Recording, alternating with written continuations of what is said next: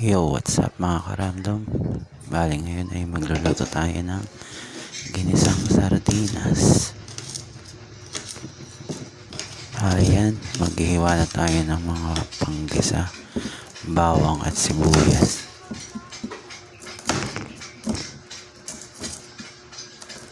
Meron na pala itong giswa mga karamdom para yun yung magpapalapot sa sabaw.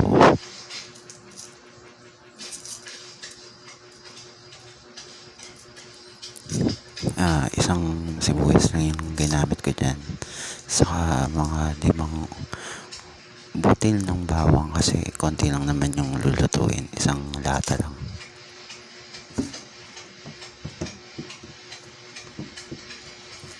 Comment nyo naman dyan kung ano pang luto ginagawa nyo sa sardinas.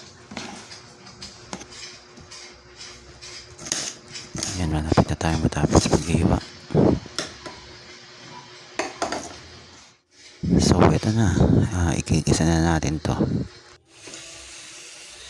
Konting mantika lang para hindi masyado masayang, at konti lang naman tong lulutuin natin.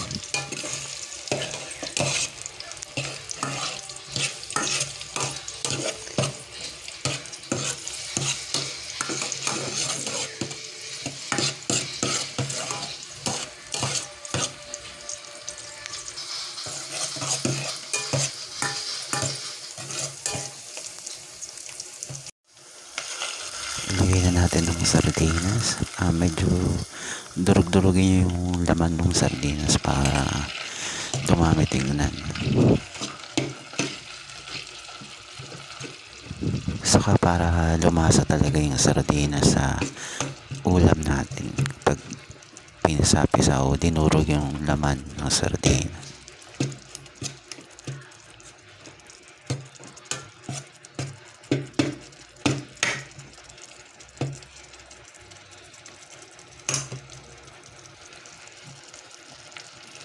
Isang technique lang, yung lata ng sardinas na pinaglagyan, pwede yun yung gamitin yung pang sabaw para masimot yung mga natirang sauce ng sardinas. Nilagay na nga pa rin natin dyan yung miswa, saka syempre yung pampalasa, asin. Bahala na kayo magtimpla kung depende sa lasa nyo. Yan, hintayin nyo lang kumulo, tapos yan, ready na yan. Pwede nyo nang isalin sa lagayan. So ayan, salamat sa panonood. Please subscribe.